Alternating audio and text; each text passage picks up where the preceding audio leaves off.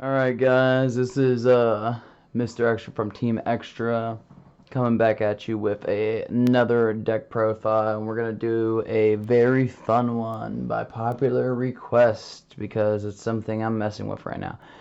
We are doing Therion Sky Strikers. Yes, I said it. So we're going to go ahead and jump into it. So to start off with our Sky Striker side, you obviously need your 3 rays, right? Because why not? Ray is free money all day. You see her in the opening hand, fantastic. If you're able to successfully search her out, fantastic. If you know what she does, that's even better. But if you don't know what she does, she is your main starter for your Sky Striker combos. She has a quick effect where she can contribute herself as cost to special summon a Sky Striker Ace monster from your extra deck, so any of the link monsters pretty much. And when she's in grave, and then one of your Sky Striker link monsters you control is destroyed by battle or leaves by field because of an opponent's card effect, she will special summon herself back. Now to pair off really nicely with the Ray, we're going to go with the 2 Rozes. Now, Roz can be if a Sky Striker monster is normal special summon except Sky Striker Ace Roz, except during damage you can special summon her from hand. It's one thing I always forget. So she can technically, she's a free extender from hand if you have like Ray on the field, for example. But what else she does is if one of your opponent's extra zone monsters, so like a link monster for example, leaves the field, she can flip herself from the graveyard back onto the field, and then she can negate the effects of one face of monster your opponent controls until the end of their turn. So another interesting card. I actually cannot wait until the support comes out. I believe it's Power of the Elements, where you get the 3rd main deck monster for these bad boys. Or, in this case, bad girls, you know, whichever way you want to see it. I cannot wait for the support for those. Alright, so we're going to go into like the spells. So we obviously run the 3 Widow Anchors, hands down the favorite spell, Quick Speed. If you use properly, you're going to put 3 spells in grave before you use this, or you can use it as an early game in perm to target and negate something, preferably face-up effect monsters. But you can target a face-up effect monster on the field and negates effects till the end of the turn. If you have 3 or more spells in your graveyard, you can take control of that monster until end phase.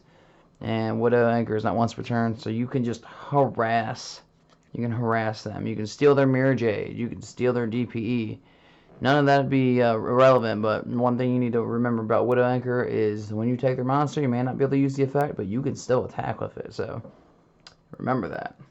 So we're going to go into the second OG card that I love out of this archetype, Shark Cannon. Shark Cannon is an interesting card if you control no monsters in the main monster zones. Target one monster your opponent controls. Well, in your opponent's graveyard, banish that monster. If you have 3 or more spells in the graveyard, you can special summon that monster to your field instead, but it cannot attack. Now, the interesting thing about this is, now I do this a lot. I have a lot of videos where you're going to see me do this, is my opponent will use DP, right? And they'll throw it out in the field, they'll use his effect, and they'll clear the field, right? And they'll clear something on my field, and then it'll go to graveyard, they'll declare the effect during, like, my turn, for example. And then I will Shark Cannon their DP out of the graveyard, and then hold it on my side of the field, and then just use their DP to harass them, and then just pop my own cards with their DP, basically. So like Area 0, for example. And then just hold on to it as long as possible. I've used this to steal Mirror Jade out the grave. Lots of good, interesting interactions you can realistically do with it. It's fantastic. You just get those 3 spells in grave. Worst case scenario, you can just banish something out of the graveyard. It's just got to be a monster, unfortunately. So hey, it's kind of like DD Crow, kind of not, you know. So we're going to slide those up a little bit to make room for the other ones. Alright, so my 1-ups, meaning like I run, well, the rest of them are just going to be 1-up. Multi-roll, because it is an awesome card. If you activate its effect and you actually get it rolling, So target one card on your side of the field and send it to the graveyard, and then basically your opponent cannot respond to any of your spells for the rest of the turn. And that's any, not just your Sky Striker spells, and that's important to remember. And then during the end phase, the number of Sky Striker spells that was used the turn that multi-roll was face up on the field, you can set that same amount from your graveyard back onto the field face down, but when you use them again, they leave the field. So this is pretty important to remember because you need to use it. You need to use it and apply it at the right time. Like for example, one thing you can do is, say if you go to end phase and you have Shizuku in the field, right? So you go Shizuku search for Shark Cannon. You can fire the Shark Cannon off at the end phase too, as long as you have a target in the graveyard and their graveyard to banish, and then it would go to grave and then multi-roll would put it face down. Just when it leaves the field again, it would get banished. Just remember that, and never set engage. Never set your engage, because once that's banished, that's gone. It gone. Speaking of engage, one engage because it is a search. It search a Sky Striker card, and if you're like me, and hopefully you're not like me, you will remember that when you have 3 spells in grave, you get to draw, which I remember pretty often, but, you know, once you get going and everything, you tend to forget. But draw power is everything with this game. We have 1 Mecha Hornet Drones, pretty much just produces a Sky Striker monster, or token. It is a dark token, and that is important as well. So just remember that, too. If there is 3 spells in grave, the token will have 1500 attack, 1500 defense. And then the rest is, we have an Area 0, just because it's an awesome field spell. Target 1 card you control, activate 3 from the top of your deck. If you do, you can add an activated Sky Striker card from your deck to hand, also shuffle the rest back. Then, if you activate a Sky Striker card, send the targeted card to graveyard. And Area 0, if you use Area 0, you got a weird interaction you can do. So you can go Area 0, you can target your Ray. Then you can declare Ray's effect. Ray will tag out to like Shizuku, for example, and then Area 0 would still get to go off and resolve, and basically you're paying no cost into it. And another thing is when Area 0 is destroyed by battle, well, not battle, when it leaves the field more or less, you can special summon a Sky Striker Ace monster from your deck. One move that I like to do that I've seen a lot of other people do is you activate Area 0 and then you throw Ghost Ogre onto your own Area 0 to set it off, so you can get a special summon as an extra extender. It's kind of weird, but it's hilarious because your opponent's going to be confused when you do it. We're going to go with 1 Jamming Waves. Jamming Waves is optional. You don't need it in here. I have it in here because it comes up kind of often where I force out someone's set card. Because it is, if you control their monsters in their main monster zone, target 1 set spell trap card in the field, destroy it. And then if you have 3 more spells, you can destroy 1 monster in the field, which is not bad. It does come up. It is one of my cards that I will side out if I need to. Last thing is Afterburners, more or less just same deal. Nothing in the main monster zone. Target 1 face-up monster in the field and destroy it. Then if you have 3 more spells in graveyard, you can destroy 1 spell trap. So it's basically Jamming Waves but backwards. And then, yeah. So those are the actual spells for the Sky Striker side. So let's go over to the Therion side. I know everyone's been curious about that. I've been doing some play testing and everything with this, and now I got my ratios pretty much down for the most part. Alright, so we're going to start off with the 3 King Regulus. Now, usually when I do my deck profiles, they're always budget.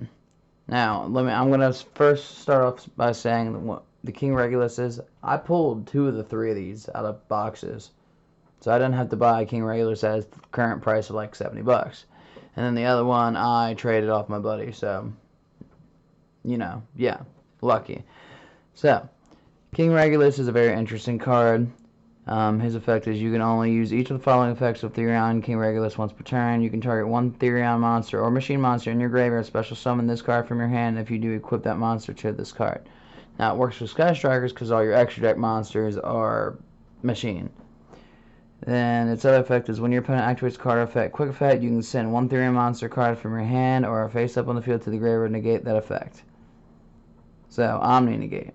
A Therion monster equipped with this card gains 700 attack. Also, it can activate the second effect listed above as if it were Therion King Regulus. And this is the only Therion monster I run. Now, just remember about the fact that he's an Omni-Negate, and then I'll elaborate the rest. So we got Therion just Coliseum, or OCG's case is Therion Saucer, which sounds hilarious. So what this does is, when this card is activated, you can add one Therion monster from your deck to your hand once per turn. If your monster would be destroyed by battle, you can send one Therion card or one Endless Engine Argo system from your deck to the graveyard instead. Once per turn, when a monster is destroyed by battle and sent to the graveyard, meaning your monster, their monster, whatever, you can set this off during your opponent's turn. I mean, it says once per turn, but it just says destroyed by battle and sent to the graveyard, so I'm pretty sure you can use it during your opponent's turn for that effect. You can target one Therion monster in your graveyard and add it back to your hand. So basically, say if you have Regulus on the field, you have a Sky Striker, you have it equipped to him, because you can take a Regulus engrave and then just use that Regulus to bring out the other Regulus, and then you can use like Area 0 on the equip, for example, if that makes sense. So we're going to move on to the next thing. Now, this thing's nasty. The field zone is probably the nastiest thing. It is a definite magnet for Joyous to bait out their good negate in their hand. And then we're going to elaborate the first effect one more time. Once per turn, if your monster would be destroyed by battle, you can send one Therion card or one Endless Engine Aggro system from your deck to graveyard instead. So you can mill one of your Therion King Reguluses to get the grave to potentially pull it back to hand with the field spell as well. Or you could just send your Endless Engine Aggro system. Now, in my case, I'm running one Therion just Coliseum because I only have one, but if, you have more than one, run two at minimum. I would run two. This is the entire package. Endless Engine Aggro system's pretty good. What it does is, when you use it, you send one Therion card from your deck to grave, which will be Regulus. If this card is in your graveyard, you can target one Therion card in your graveyard. If both are still in the graveyard, add either that card or this card to your hand. If you do, place the other one on the bottom of the deck. You can only use one Endless Aggro Systems effect per turn, and only once that turn. So the last line wording is a little weird, but if I read that correctly, you could you can foolish a Therion monster to the graveyard, and then, assuming, because it's a comma, there's a comma, not a period, so you should be able to do both effects. So you can use this to foolish burial King Regulus to grave, and use the other effect to add King Regulus back to hand. Makes sense? Alright, so we're going to move on. We are going to move on. I should have enough time to try to do a couple little setup combos for you guys. We're going to show you the rest of the deck now. Alright, so hand traps are very simple for this deck. I run Imperm. Let me find my other Imperms for you guys. I run 3 Imperms because Imperm's nice, and you can use it during your opponent's turn. Okay, where is it? I run 2 Joyouses to stop searches, because when I run 3, then I always end up drawing 2 in the opening hand. It's like clockwork. They stick to me for some reason. Then I run a 2 Effect Veiler, because Effect Veiler is a nice OG card, right? 1 Called by the Grave. Those are all the hand traps in the main deck. The rest of them are all sided in, sided out type deal. Next we do still run the DPE bricks. And I know what you're going to say. Oh, why are you running DP if Verde's gone? I still get out DP pretty often because of how much this deck cycles and shuffles, by the way. So we run the 2 bricks, and then the 2 Fusion Destinies, and then obviously the DP, which will be shown in the extra deck here in a minute. Now, the rest of the stuff is just generic. We have Terraforming, which is just an extender for Disc Coliseum, or blow a Joyous target, or use it to search for Area 0. You only got 2 field spells, so I mean, You can use it as bait regardless. You have a Rhoda, search for your Ray or Roz. One lone Dark Ruler. Now, you can run this at 2. I'm going to run it at 1 for right now. I usually run it at 2, but I feel like 1's fine. Dark Ruler is your budget option. If, again, money is not your issue, then you could obviously do your, you can run your playset of Prosperities, which I do recommend, and then your Droplets, again. Yeah. And then, if you could afford 3 Lightning Storms, that would definitely help, and then you can definitely take some stuff out and put in at least 2 of those Lightning Storms if you got that. And then we run 2 Triple Tactic Talents, because I tried this build before running 3, and then when I ran 3, then I ended up opening with 2 of them in my hand, which is, you know, not great.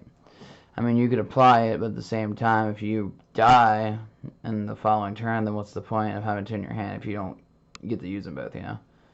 So 2 triple for draw power, snatch either monster, rip card out of their hand, which I always forget that you can look at your opponent's hand, choose 1 card, and shuffle it into the deck. That's actually huge, especially if you're going first, and then they want to hand trap you. And then we run some Cancer guys. We definitely run 2 Mystic Mines. We definitely play under Mystic Mines, which is our 3rd field zone that I completely forgot was a field zone until just now.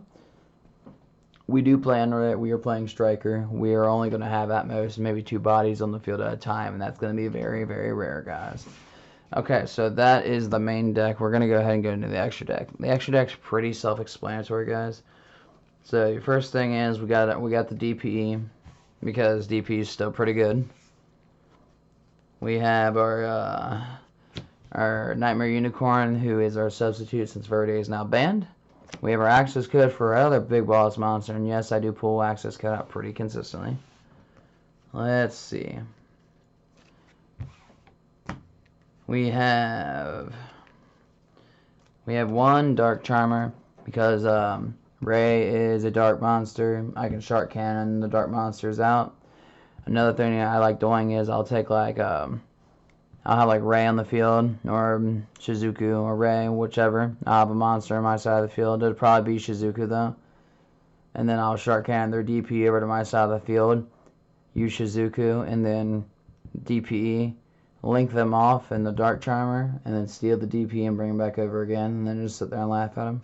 That shit's hilarious, by the way, guys. Gloomy is nasty. Alright. We run 3 Hayate, just to attack directly every turn, if possible, to slowly poke them to death. She's like your main poker. And to Foolish a spell right after you get your poking off, basically. Basically doing battle. Whether you can swing in with 0, and that still counts as doing battle. And I've done that. I've done that where I swing in with 0 attack for no life point damage, but I still went to battle. We run 3 Kagari. 3 Kagari mainly to pull back our spells from Grave, so we can keep the cycling going, mainly so we can engage into the engage, guys. And, you know, she scales attack based off of the spells in Grave. We run 3 Shizuku for searching on end phase and basically having a similar effect to DPE, where I can drop your attack based off the number of spells in my grave. We run 1 Kiana as just an extra for a situational, where say if they kill my Shizuku, we'll just say Shizuku because my end phase I'm always going to have Shizuku and my as my link monster out. Say they kill Shizuku, Ray comes back to the field off Shizuku dying, right? Ray will use her effect, bounce off, turn to Kiana. Kiana will target one of their cards and make it to where they can't attack. Or I'll bounce off into Zeke here, and then banish one of their cards until the end phase, their end phase. And then Kiana will let me gain life points based off of the 100 per striker spell after she's on field. And then Zeke, I can just target a card on the field and then make it gain 1,000 attack. Alright, so we're going to go into the side deck real quick. Now, we have a lot of options for the side deck, ironically enough. So, we're going to go with the hand trap portion. We got 2 Ghost Ogre for Ghost Ogre reasons. Ghost Ogre is slowly moving out of the format from what I can see. So, I've been pulling it back. 2 Nibiru, which people think that you're not going to play Nibiru, and then you hit them with Nibiru, and it's been very successful for me, recently anyways. 2 Lancia for Despian birds, mainly. 2 Dimensional Barriers for the fact that it's a fusion format, works good against Despia, works good against Sword Soul. 2 Cosmic Cyclone for back row hate, and then 1 Harvey's Feather Duster. Now, say if you don't want to run Cosmic Cyclone, because banishing back row is pretty good too, especially if it's like Sword Soul, for example. If you don't want to run those 3, you can side them in with 3 Twin Twisters if you want. Then you have 2 Kaijus to get over the big boss monsters. 1 Change of Heart just because it's free and I want to resolve it. And then 1 extra triple tactic talent because we could run 3 if we wanted to, but I do not like seeing 3 in the opening hand. So that is basically it. Let me do a little setup real fast to see what kind of stuff you can actually do. Alright, so we're going to look at this right here. We're going to say that your opening hand is going to be, we'll go Coliseum, Disc Coliseum, a Regulus, right? We'll have we'll go, we'll have a Ray,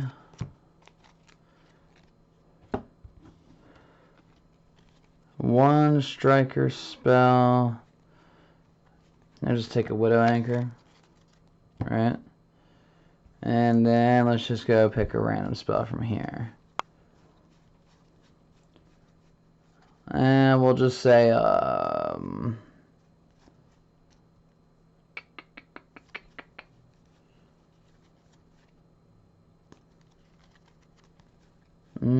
go aggro. So we'll just say the last one's aggro system, actually. Alright, so now we can give you a little bit of an idea how annoying this stuff is. Because basically, the main thing that Sky Strikers lacked is that they didn't have a negate. And this kind of gives them a negate. Okay, so this will be the opening hand. So there's a lot of stuff you could do here. So you got a King Regulus right here already in your hand. And then you can use this as a search. Now, here's what we're going to do. We're going to go aggro system. We're going to send the Therion card from deck to grave, right? And if this card's in grave, you can target a Therion card in your graveyard. And if they're both in grave, you can add either one back to hand, basically. So we're going to send a King Regulus to the old graveyard right there. And that will go to grave. Then we're going to put out Disc Coliseum. This Coliseum is going to search for another Regulus to your hand because you're going to want these guys in your hand. You don't want them all in your hand at the same time, but you're going to. Okay? You're going to take the Ray. We're going to go ahead and link the Ray off, right? And then we will link the Ray off into a, in this situation, let's see. We'll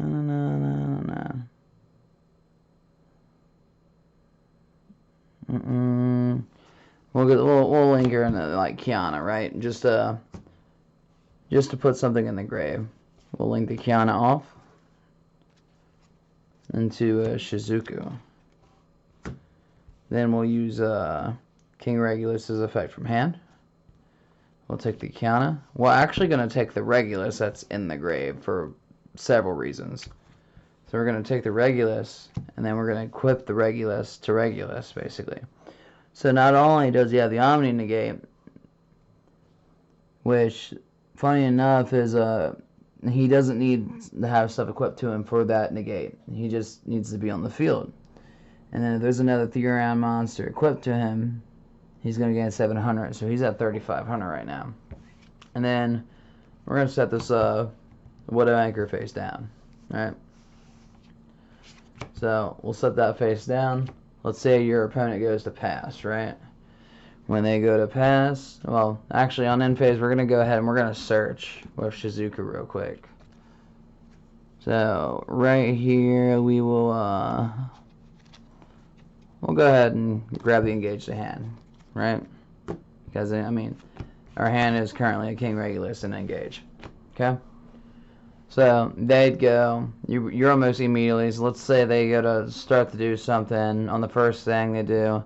We're going to negate what they do. King regulus, sending him back to grave, right? And then that means my Widow Anchor is going to be live. Let's say that they go to battle and they try to swing down Shizuku. Now, when they go to swing down Shizuku, originally Coliseum would go off and then I could just mill something in the grave to keep her alive, but we want Shizuku to die. So, Shizuku would get swung down, and then Rei would come back to field. And then as soon as Rei comes back to field, we'd go ahead and fire and link her off real quick, depending on the situation, until, let's just say, like, probably Zeke. And then at that point, that leaves this Widow Anchor to be live. So, pretty live right there. And assuming they have nothing else, we'd go to end phase, we'd go to draw. We're just going to... Emperor would be our draw, we'll just say that. Because Widow Anchor probably would have saved us a little bit, but here we can do a couple things now. Now, from here, we could go aggro system. And then we can add a King Regulus back to hand. And when we add the King Regulus back to hand, we can place aggro system back on the bottom of the deck to recycle. And aggro system is also something that you can pitch with this Coliseum to keep your monster alive. Now, what you can do from here is at this point, this is the hand. We can engage to go search for something else. Follow up, I'd probably take like Shark Cannon, depending on the situation, right? Shark Cannon or multi-roll? Probably be multi-roll, actually. Because we'd just multi-roll. Take that, go ahead and put it on the field. Link Zeke off. Go Kagori. Take the engage back again. We don't have enough spells in the grave, but that's fine. We'd fire off that engage one more time. Because we got a Widow Anchor face down. And then we'd probably just go into like a Shark Cannon most likely, which wouldn't be a bad idea. So you take the Shark Cannon in the hand. Then originally, because I'm going to end here in just a second, you would just go into a Hayate. And if you wanted to kind of keep your interruptions down before you went in the Hayate, you would leave Kagari on the field, and after you use the other engage, you would go ahead and put out King Regulus. So we're going to put out King Regulus anyways. And we'll equip the other King Regulus to that one. And then, yeah. That's that point, you could put the Shark Cannon face down. You would end up on a Shark Cannon, a Widow Anchor, a multi-roll that will also let you set the engage, but I would never set engage off multi-roll because then it get banished when it leaves the field. And then one interruption from hand. That's about it. I mean, this combo goes a bunch of ways, guys. I'm still testing it out, but it is nasty. Because if you can get Regulus to the field and then use him as just a single negate that you just cycle back on the field every turn, he can do a lot of stuff. It creates a lot of problems, and plus, they never expect it. And so far, no one has really taken the time to read the entire effect of the field spell. So that's all I got for you guys. Therion Sky Strikers. They're fantastic. It's some new spice if you're already a striker player, which I've only been playing in about 2 months, and I fucking love them. They're good. They're fantastic with the right pilot. You can do a lot of stuff. I'm actually surprised that the decks that I've actually beat with Sky Striker in general. But this is all I got for you guys. Like, comment, subscribe, and stay tuned. Look forward to the local videos on Fridays because I am actually taking this back out and giving it another test running because I've tweaked it since last week and I got the rest of my ratios. So let me get one more field spell real quick, which I'll be getting one on Friday. And yeah, That's all I got for you guys. Thanks for watching.